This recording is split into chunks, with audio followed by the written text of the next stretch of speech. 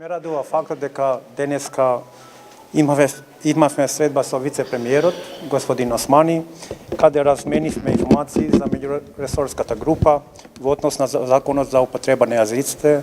koji informira gospodin Osmani kada sme, što treba da napravime i što napravime za ovaj jedan mesec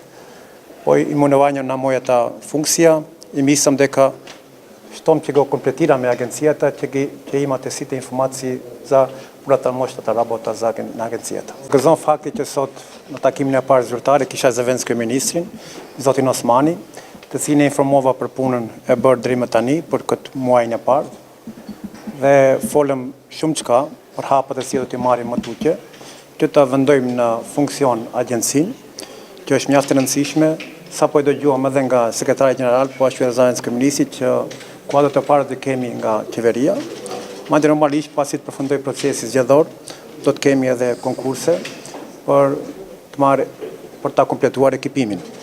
Po ashtu njoftova zëvendësi ministrin për sistematizimin dhe rregullorën që jemi në fazën finale për ta bërë